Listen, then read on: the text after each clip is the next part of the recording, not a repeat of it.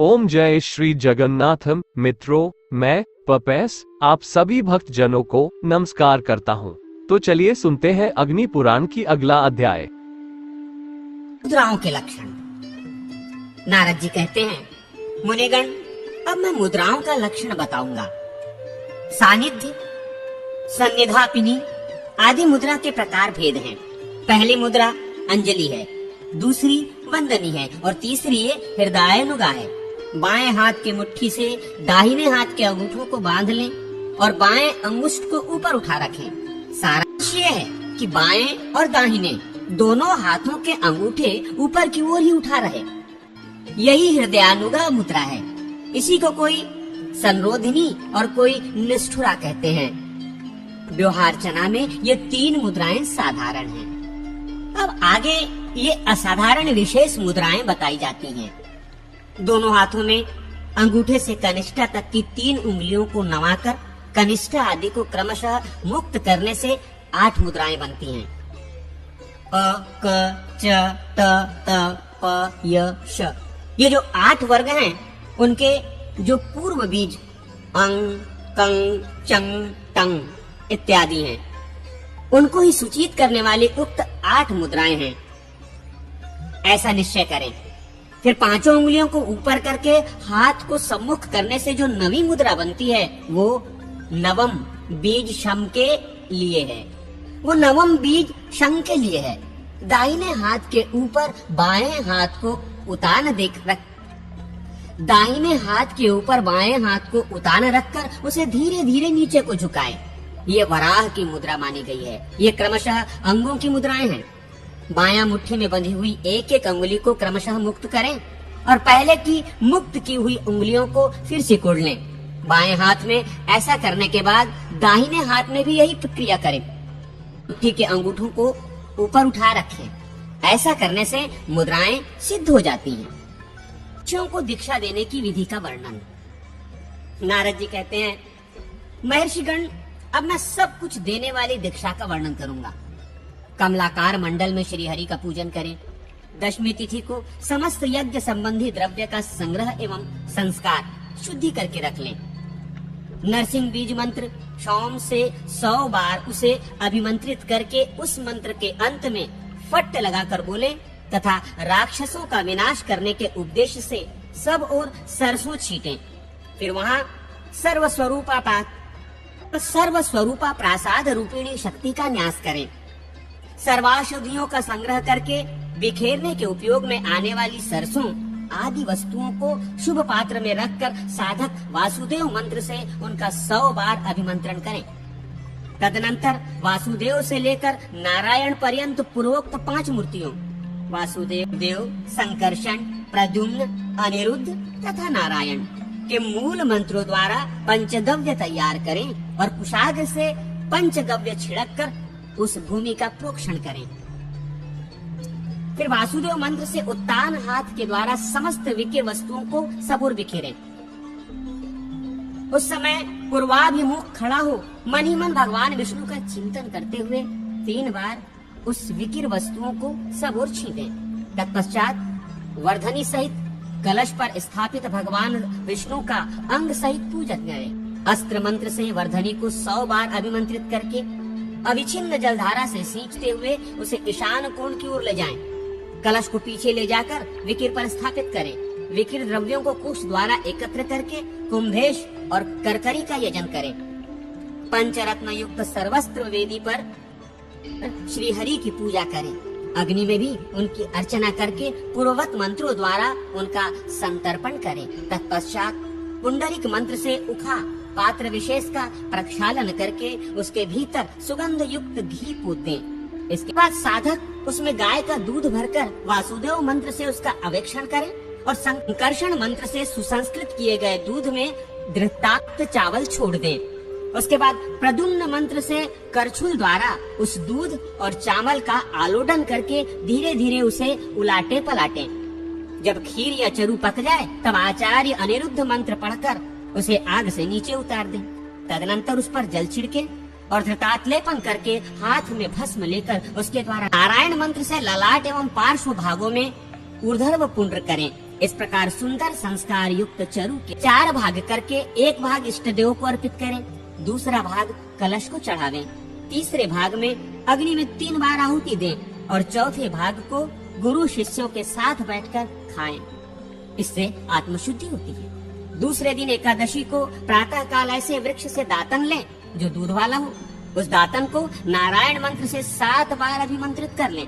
उसका दंत शुद्धि के लिए उपयोग करके फिर उसे त्याग दें।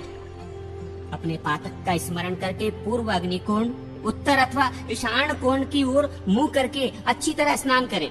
फिर शुभ एवं सिद्ध की भावना करके अर्थात मैं निष्पाप एवं शुद्ध होकर शुद्ध सिद्धि की ओर अग्रसर हुआ हूँ, ऐसा अनुभव करके आचमन प्राणायाम के पश्चात मंत्रोपदेष्टा गुरु भगवान विष्णु से प्रार्थना करके उनकी परिक्रमा के पश्चात पूजा गृह में प्रवेश करें। प्रार्थना इस प्रकार करें। देव, संसार सागर में मग्न पशुओं को पाश से छुटकारा दिलाने के लिए आप ही शरणदाता हैं। आप सदा अपने भक्तों पर वात्सल्य भाव रखते हैं। देव देव आज्ञा दीजिए, प्राकृत पाश बंधनों से बंधे हुए इन पशुओं को आज आपकी कृपा से मैं मुक्त करूंगा। देवेश्वर श्री हरि से इस प्रकार प्रार्थना करके पूजा गृह में प्रविष्ट हूँ। गुरु पूर्ववत अग्नि आदि की धारणाओं द्वारा शिष्य भूत समस्त पशुओं का शोधन करके संस्कार करने के पश्चात उनका वासुदेवादि मूर्तियों से संयोग करें। शिष्यों के नेत्र बांधकर उन्हें मूर्तियों की ओर देखने का आदेश दें। शिष्य उन मूर्तियों की ओर पुष्पांजलि फेंके, तदनुसार गुरु उनका नाम निर्देश करें। पूर्ववत शिष्यों से क्रमशः मूर्तियों का मंत्र रहित पूजन करावें। जिस शिष्य के हाथ का फूल जिस मूर्ति पर गिरे, गुरु उस शिष्य का वही नाम रखे। कुमारी कन्या के हाथ से काटा हुआ लाल रंग का सूत लेकर उसे 6 गुना करके बट दें। उस 6 गुने सूत की लंबाई पैर के अंगूठे से लेकर शिखा तक की होनी चाहिए। फिर उसे भी मोड़कर तिगुना कर लें। उक्त त्रिगुणित सूत में प्रक्रिया भेद से स्थित उस प्रकृति देवी का चिंतन करें, जिसमें संपूर्ण विश्व का लय होता है और जिससे इस समस्त जगत का प्रादुर्भाव हुआ करता है।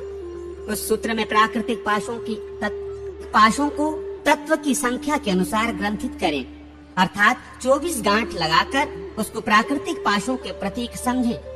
फिर उस ग्रंथि युक्त सूत को प्याले में रखकर कुंड के पास स्थापित कर दें। तदनंतर सभी तत्वों का चिंतन करके गुरु उनका शिष्य के शरीर में न्यास करें। तत्वों का वो न्यास सृष्टि क्रम के अनुसार प्रकृति से लेकर पृथ्वी पर्यंत होना चाहिए। 3, 5, 10 अथवा 12 जितने भी सूत्र भेद संभव हों, उन सब सूत्र भेदों के द्वारा बटे हुए उस सूत्र को ग्रथित करके देना चाहिए। तत्व चिंतक पुरुषों के लिए यही उचित है। हृदय से लेकर अस्त्र पर्यंत 5 अंग संबंधी मंत्र पढ़कर संपूर्ण भूतों को प्रकृति क्रम से अर्थात कार्य तत्व का कारण तत्व में लय करके क्रम से तन्मात्रा स्वरूप में लीन करके उस मायामय सूत्र में और पशु जीव के शरीर में भी प्रकृति, लिंग शक्ति, कर्ता, बुद्धि तथा मन का उपसंहार करें। तदनंतर पंच तन्मात्र, बुद्धि, कर्म और पंच महाभूत इन 12 रूपों में अभिव्यक्त द्वादशात्मा का सूत्र और शिष्य के शरीर में चिंतन करें। तत्पश्चात इच्छा अनुसार सृष्टि की संपात विधि से हवन करके सृष्टि क्रम से एक एक के लिए 100 आहुतियां देकर पूर्णाहुति करें। प्याले में रखे हुए ग्रथित सूत्र को ऊपर से ढककर उसे कुंभेश को अर्पित करें। फिर यथोचित रीति से अधिवासन करके भक्त शिष्य को दीक्षा दें। करनी, कैंची, धूल या बालू, खड़िया, मिट्टी और अन्य उपयोगी वस्तुओं का भी संग्रह करके उन सबको अपने वाम भाग में स्थापित कर दें। फिर मूल मंत्र से उसका स्पर्श करके अधिवासित करें। तत्पश्चात श्री हरि के स्मरण पूर्वक कुशों पर भूतों के लिए बलि दें और कहें नमो भूतेभ्य। इसके बाद चंदों, कलशों और लड्डुओं से मंडप को सुसज्जित करके मंडल के भीतर भगवान विष्णु का पूजन करें। फिर अग्नि को घी से तृप्त करके शिष्यों को पास बुलाकर बद्ध पद्मासन से बिठावें और दीक्षा दें। बारी बारी से उन सब का प्रोक्षण करके विष्णु हस्त से उनके मस्तक का स्पर्श करें। प्रकृति से विकृति पर्यंत अभिभूत और अधिदैवत सहित संपूर्ण सृष्टि को आध्यात्मिक करके अर्थात सबको अपने आत्मा में स्थित मानकर हृदय में ही क्रमशः उसका संहार करें। इससे तन्मात्र स्वरूप हुई सारी सृष्टि जीव के समान हो जाती है। इसके बाद कुंभेश्वर से प्रार्थना करके गुरु पूर्वोक्त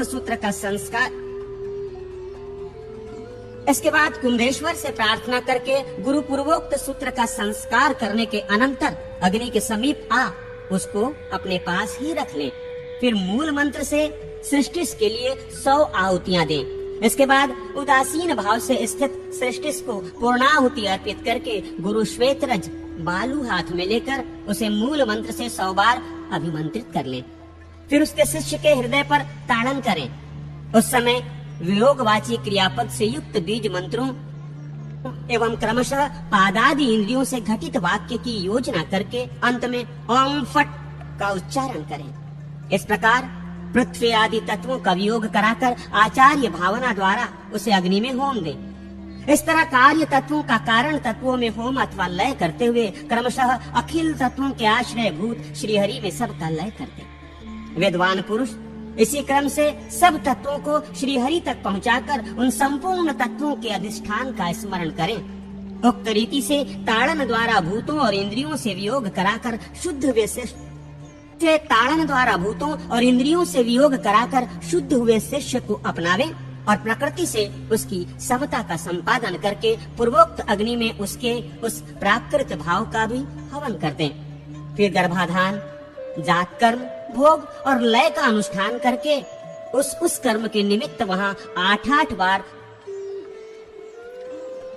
तदनंतर आचार्य पूर्णाहुति द्वारा शुद्ध तत्व का उद्धार करके अप्राकृत प्रकृति पर्यंत संपूर्ण जगत का क्रमानुसार परम तत्व में लय कर दे। उस परम तत्वों को भी ज्ञान योग से परमात्मा में विलीन करके बंधन मुक्त एवं जीव को अविनाशी परमात्मा पद में प्रतिष्ठित करें। तत्पश्चात विद्वान पुरुष ये अनुभव करें कि शिष्य शुद्ध बुद्ध परमानंद संदोह में निमग्न एवं कृतकृत्य हो चुका है। ऐसा चिंतन करने के पश्चात गुरु पूर्णाहुति दें।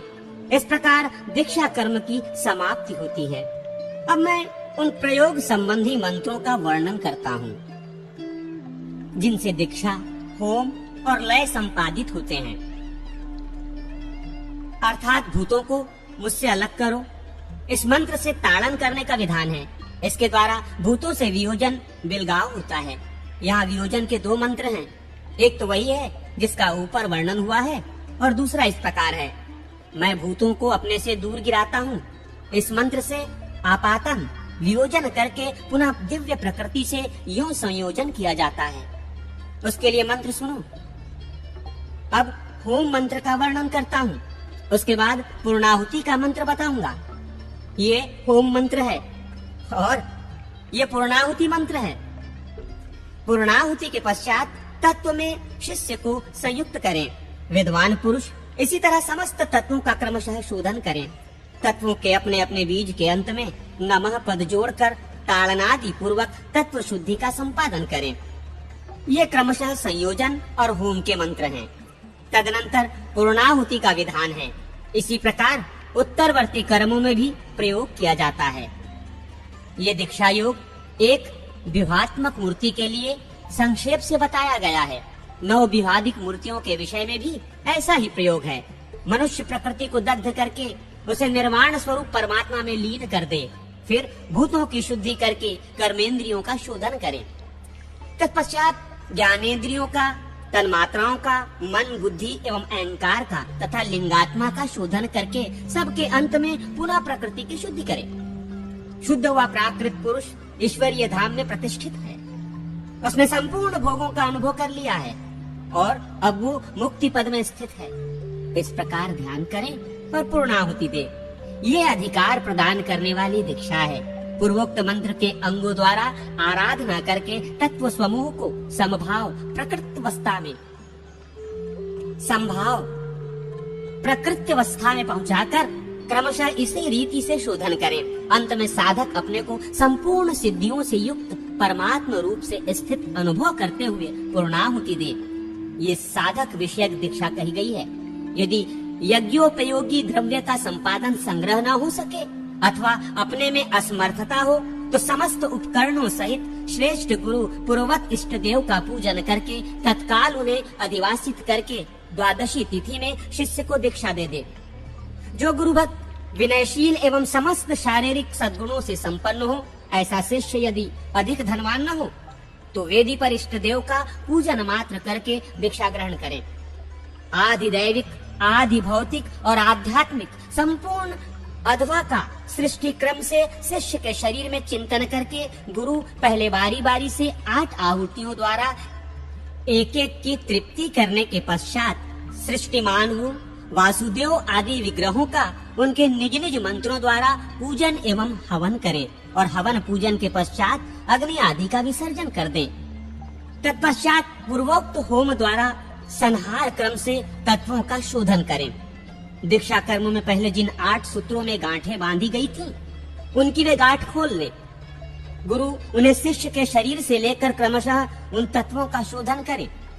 प्राकृतिक, अग्नि एवं आदि दैविक, विष्णु में अशुद्ध मिश्रित शुद्ध तत्व को लीन करके पूर्णाहुति द्वारा शिष्य को उस तत्व से संयुक्त करें।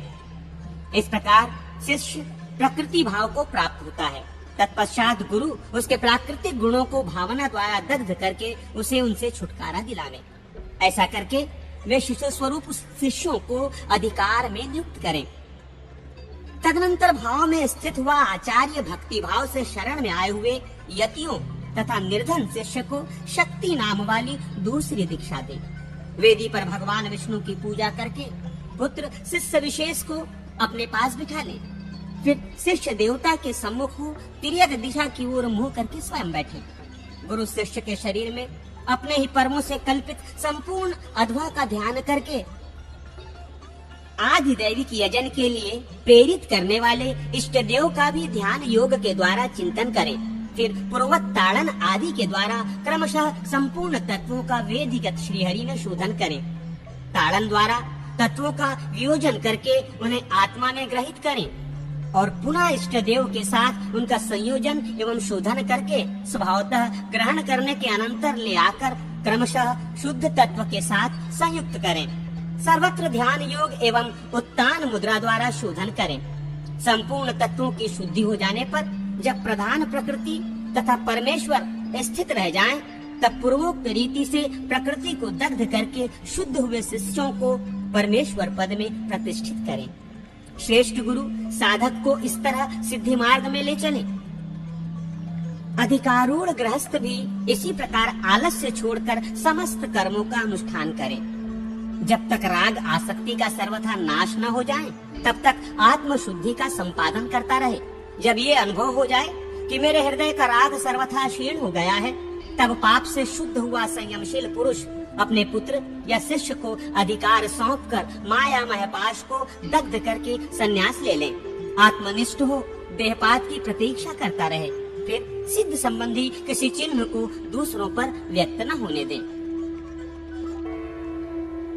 आचार्य के अभिषेक का विधान। नारद जी कहते हैं, महर्षियों, अब मैं आचार्य के अभिषेक का वर्णन करूंगा, जिसे पुत्र अथवा पुत्रोपम श्रद्धालु शिष्य संपादित कर सकता है। इस अभिषेक से साधक सिद्धि का भागी होता है और रोगी रोग से मुक्त हो जाता है। राजा को राज्य और स्त्री को पुत्र की प्राप्ति होती है। इससे अंतःकरण के मल का नाश होता है। मिट्टी के बहुत से घड़ों में उत्तम रत्न रखकर एक स्थान पर स्थापित करें। पहले एक घड़ा बीच में रखें, फिर उसके चारों ओर घट स्थापित करें।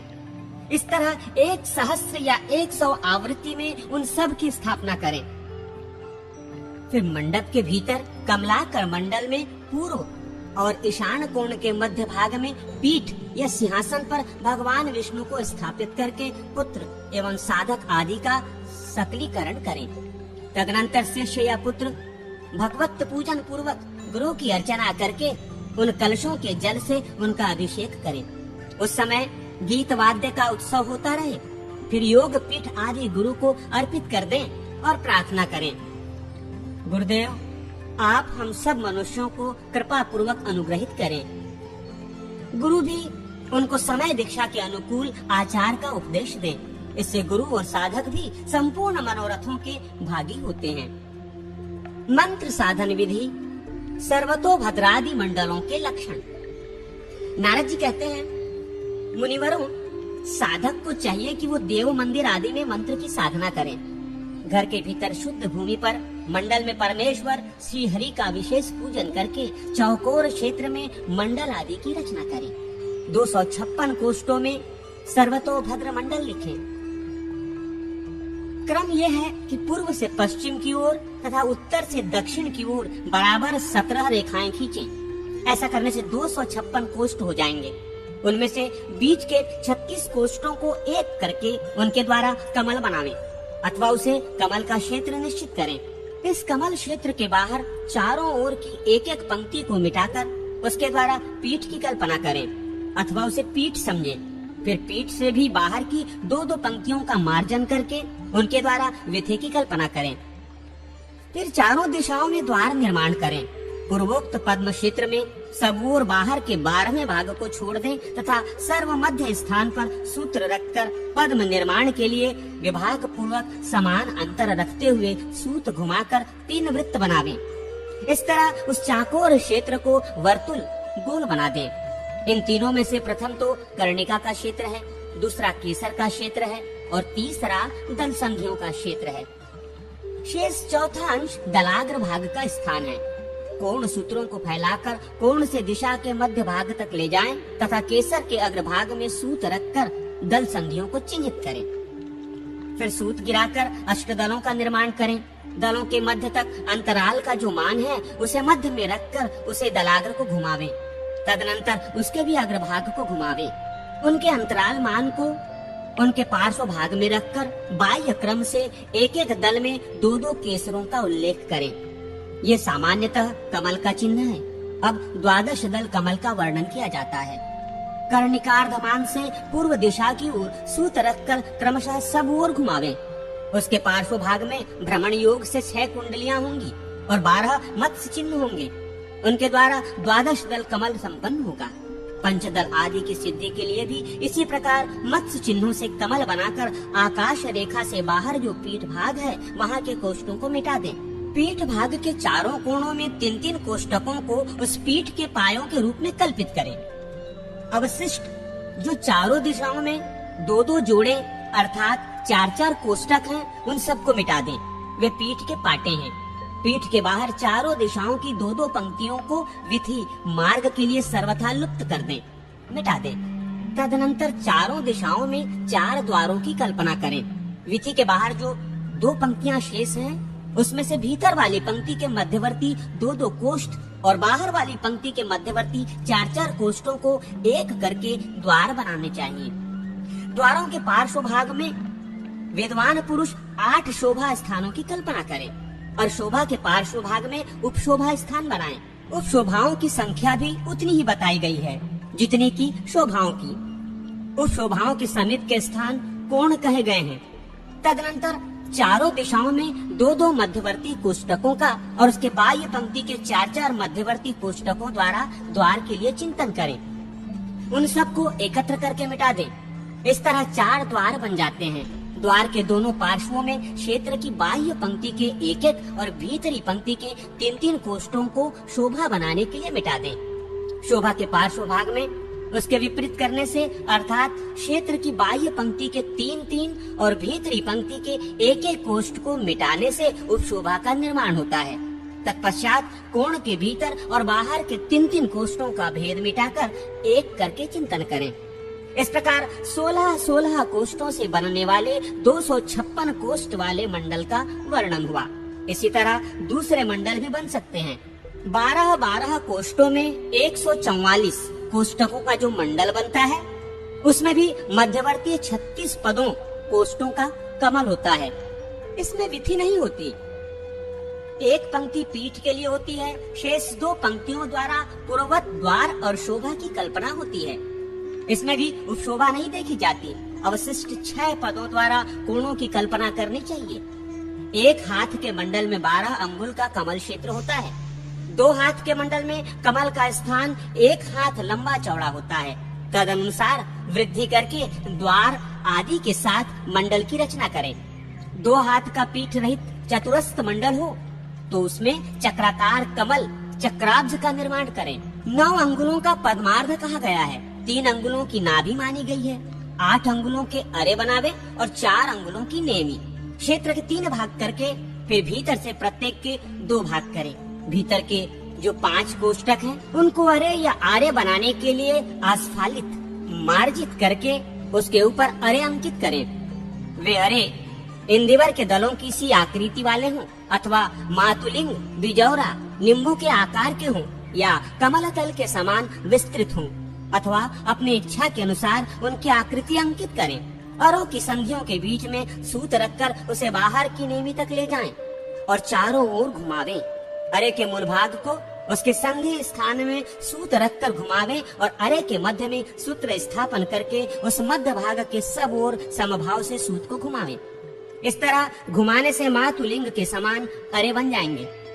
14 पदों के क्षेत्र को 7 भागों में बांटकर पुनः 2-2 भागों में बांटें तथा पूर्व से पश्चिम तथा उत्तर से दक्षिण की ओर 15-15 समान रेखाएं खींचें। ऐसा करने से 196 कोष्ठक सिद्ध होंगे। वे जो कोष्ठक हैं, उनमें से बीच के 4 कोष्ठों द्वारा भद्रमंडल लिखें। उसके चारों ओर विधि के लिए स्थान छोड़ दें। फिर संपूर्ण दिशाओं में कमल लिखें। उन कमलों के चारों ओर विधि के लिए 1-1 कोष्ठ का मार्जन कर दें। तत्पश्चात मध्य के 2-2 कोष्ठ ग्रीवा भाग के लिए विलुप्त कर दें। फिर बाहर के जो 4 कोष्ठ हैं, उनमें से 3-3 को सब और मिटा दें। बाहर का 1-1 कोष्ठ ग्रीवा के पार्श्व भाग में शेष रहने दें। उसे द्वार शोभा की संज्ञा दी गई है। बाह्य कोणों में 7 को छोड़कर भीतर भीतर के 3-3 कोष्ठों का मार्जन कर दें। इसे नवनाल या नवभाग मंडल कहते हैं। उसकी 9 नाभियों में नवयूह स्वरूप श्री हरि का पूजन करें। 25 व्यूहों का जो मंडल है वो विश्वव्यापी है अथवा संपूर्ण रूपों में व्याप्त है। 32 हाथ अथवा कोष्ठ वाले क्षेत्र को 32 से ही बराबर करके विभक्त कर दें। अर्थात ऊपर से नीचे को 33 रेखाएं खींचकर उन पर 33 आड़ी रेखाएं खींचें। इससे 1024 कोष्ठक बनेंगे। उनमें से बीच के 16 कोष्ठों द्वारा भद्रमंडल की रचना करें। फिर चारों ओर की 1-1 पंक्ति छोड़ दें। तत्पश्चात 8 दिशाओं में 16 कोष्ठकों द्वारा 8 भद्रमंडल लिखें। इसे भद्राष्टक की संख्या दी गई है। उसके बाद की भी 1 पंक्ति मिटाकर पुनः पूर्ववत 16 भद्रमंडल लिखें। तदनंतर सब ओर की 1-1 पंक्ति मिटाकर प्रत्येक दिशा में 3-3 के क्रम से 12 द्वारों की रचना करें। बाहर के 6 कोष्ठ मिटाकर बीच के पार्श्व भागों के 4 मिटा दें। फिर भीतर के 4 और बाहर के 2 कोष्ठ शोभा के लिए मिटावें। इसके बाद उपद्वार की सिद्धि के लिए भीतर के 3 और बाहर के 5 कोष्ठों का मार्जन करें। तत्पश्चात पूर्ववत शोभा की कल्पना करें। कोणों में बाहर के 7 और भीतर के 3 कोष्ठ मिटा दें। इस प्रकार जो पंचविंशति व्यूहमंडल तैयार होता है, उसके भीतर की कमल कर्णिका में परम ब्रह्म परमात्मा का यजन करें। फिर पूर्वादि दिशाओं के कमलों में क्रमशः वासुदेव आदि का पूजन करें। तत्पश्चात पूर्ववती कमल पर भगवान वराह का पूजन करके क्रमशः संपूर्ण अर्थात 25 व्यूहों की पूजा करें। ये क्रम तब तक चलता रहे जब तक 26वें तत्व परमात्मा का पूजन न संपन्न हो जाए। इस विषय में प्रचेता का मत ये है कि एक ही मंडल में इन संपूर्ण कथित व्यूहों का क्रमशः पूजन यज्ञ संपन्न होना चाहिए। परंतु सत्य का कथन है कि मूर्ति भेद से भगवान के व्यक्तित्व में भेद हो जाता है, अतः सबका पृथक पृथक पूजन करना उचित है। 42 कोष्ठ वाले मंडल को आड़ी रेखा द्वारा क्रमशः विभक्त करें। पहले 1 के 7 भाग करें, फिर प्रत्येक के 3-3 भाग और उसके भी 2-2 भाग करें। इस प्रकार 1064 कोष्ठक बनेंगे। बीच के 16 कोष्ठों से कमल बनावे। पार्श्व भाग में विधि की रचना करें। फिर 8 भद्र और विधि बनावे। तदनंतर 16 दल के कमल और विधि का निर्माण करें। तत्पश्चात क्रमशः 24 दल के कमल विधि, 32 दल के कमल विधि, 40 दल के कमल और विधि बनावे। तदनंतर शेष 3 पंक्तियों से द्वार, शोभा और उपशोभाएं बनेंगी। संपूर्ण दिशाओं के मध्य भाग में द्वार सिद्धि के लिए 2, 4 और 6 कोष्ठकों को मिटावे। उसके बाह्य भाग में शोभा तथा उपद्वार की सिद्धि के लिए 5, 3 और 1 कोष्ठ मिटावे। द्वारों के पार्श्व भागों में भीतर की ओर क्रमशः 6 तथा 4 कोष्ठ मिटावे और बीच के 2-2 कोष्ठ लुप्त कर दें। इस तरह 6 उपशोभाएं बन जाएंगी। 1-1 दिशा में 4-4 शोभाएं और 3-3 द्वार होंगे। कोणों में प्रत्येक पंक्ति के 5-5 कोष्ठ छोड़ दें। वे कौन होंगे? इस तरह रचना करने पर सुंदर अभीष्ट मंडल का निर्माण होता है। भद्र मंडल आदि की पूजन विधि का वर्णन। नारद जी कहते हैं, मुनिवरों, पूर्वोक्त भद्र मंडल के मध्यवर्ती कमल में अंगों सहित ब्रह्म का पूजन करना चाहिए। पूर्ववर्ती कमल में भगवान पद्मनाभ का, अग्निकोण वाले कमल में प्रकृति देवी का तथा दक्षिण दिशा के कमल में पुरुष की पूजा करनी चाहिए। पुरुष के दक्षिण भाग में अग्नि देवता की, नैऋत्य कोण में नैऋति की, पश्चिम दिशा वाले कमल में वरुण की, वायव्य कोण में वायु की, उत्तर दिशा के कमल में आदित्य की तथा ईशान कोण वाले कमल में ऋग्वेद एवं यजुर्वेद का पूजन करें। द्वितीय आवरण में इंद्र आदि दिक्पालों का और षोडश वाले कमल में क्रमशः सामवेद, अथर्ववेद, आकाश, वायु, तेज, जल, पृथ्वी, मन, श्रोत्र, त्वचा, नेत्र, रसना, घ्राणेन्द्रिय, भूर्लोक, भुवरलोक तथा 16वें में स्वरलोक का पूजन करना चाहिए। तदनंतर तृतीय आवरण में 24 दल वाले कमल में क्रमशः महरलोक, जनलोक, तपोलोक, सत्यलोक, अग्निष्टोम, अत्यग्रष्टोम, उक्त, षोडशी, वाजपेय, अतिरात्र, आप्तोर्याम, व्यष्टि, मन, व्यष्टि बुद्धि, व्यष्टि अहंकार, शब्द, स्पर्श, रूप, रस, गंध, जीव, समष्टि मन, समष्टि बुद्धि, महतत्व, समष्टि अहंकार तथा प्रकृति, इन 24 की अर्चना करें। इन सब का स्वरूप शब्द मात्र है, अर्थात केवल इनका नाम लेकर इनके प्रति मस्तक झुका लेना चाहिए। इनकी पूजा में इनके स्वरूप का चिंतन अनावश्यक है। 25वें अध्याय में कथित वासुदेव आदि 9 मूर्ति, 10 विध प्राण, मन, बुद्धि, अहंकार, वायु और उपस्थ, श्रोत, त्वचा, नेत्र, रसना, घ्राण, वाक, पाणी और पाद, इन 32 वस्तुओं की 32 दल वाले कमल में अर्चना करनी चाहिए। ये चौथे आवरण के देवता हैं। उक्त आवरण में इनका सांग एवं सपरिवार पूजन होना चाहिए। तदनंतर बाह्य आवरण में वायु, उपस्थ की पूजा करके 12 मासों के 12 अधिपतियों का तथा पुरुषोत्तम आदि 26 तत्वों का यजन करें। उनमें से जो मासाधिपति हैं, उनका चक्रवाज्य में क्रमशः पूजन करना चाहिए। 8, 6, 5 या 4 प्रकृतियों का भी पूजन वही करना चाहिए। तदनंतर लिखित मंडल में विभिन्न रंगों के चूर्ण डालने का विधान है। कहाँ किस रंग के चूर्ण का उपयोग है, ये सुनो। कमल की कर्णिका पीले रंग की होनी चाहिए। समस्त रेखाएं बराबर और श्वेत रंग की रहें। 2 हाथ के मंडल में रेखाएं अंगूठे के बराबर मोटी होनी चाहिए। 1 हाथ के मंडल में उनकी मोटाई आधे अंगूठे के समान रखनी चाहिए। रेखाएं श्वेत बनाई जाएं। कमल को श्वेत रंग से और संधियों को काले या श्याम नीले रंग से रंगना चाहिए। केसर लाल पीले रंग के हों। कोणगत कोष्ठों को लाल रंग के चूर्ण से भरना चाहिए। इस प्रकार योग पीठ को सभी तरह के रंगों से यथेष्ट विभूषित करना चाहिए। लता वल्लरियों और पत्तों से आदि से विधि की शोभा बढ़ावे। पीठ के द्वार को श्वेत रंग से सजावे और शोभा स्थानों को लाल रंग के चूर्ण से भरें। उपशोभाओं को नीले रंग से विभूषित करें। कोणों के शंखों को श्वेत चित्रित करें। ये भद्र मंडल में रंग भरने की बात बताई गई है। अन्य मंडलों में भी इसी तरह विविध रंगों के चूर्ण भरने चाहिए। त्रिकोण मंडल को श्वेत, रक्त और कृष्ण रंग से अलंकृत करें। द्विकोण को लाल और पीले रंग से। चक्राब्ज में जो नाभि स्थान है उसे कृष्ण रंग के चूर्ण से विभूषित करें। चक्राब्ज के अरों को पीले और लाल रंग से रंगे। नेमी को नीली तथा लाल रंग से सजावें और बाहर की रेखाओं को श्वेत, श्याम, अरुण, काले एवं पीले रंगों से रंगे। अगहनी चावल का पिसा हुआ चूर्ण आदि श्वेत रंग का काम करता है। कुसुम आदि का चूर्ण लाल रंग की पूर्ति करता है। पीला रंग हल्दी के चूर्ण से तैयार होता है। जले हुए चावल के चूर्ण से काले रंग की आवश्यकता पूर्ण होती है। शमी पत्र आदि से श्याम रंग का काम लिया जाता है। बीज मंत्रों का 1 लाख जप करने से, अन्य मंत्रों का उसके अक्षरों के बराबर लाख बार जप करने से, विद्याओं को 1 लक्ष जपने से, बुद्ध विद्याओं को 10,000 बार जपने से, स्रोतों का 1,000 बार पाठ करने से अथवा सभी मंत्रों को पहली बार 1 लाख जप करने से उन मंत्रों की तथा अपनी भी शुद्धि होती है। दूसरी बार 1 लाख जपने से मंत्र क्षैत्रीकृत हो जाता है। बीज मंत्रों का पहले जितना जप किया गया हो उतना ही उनके लिए होम का भी विधान है। अन्य मंत्र आदि के होम की संख्या पूर्ण जप के दशांश के तुल्य बताई गई है। मंत्र के पुनश्चरण करना हो तो 1-1 मास का व्रत ले।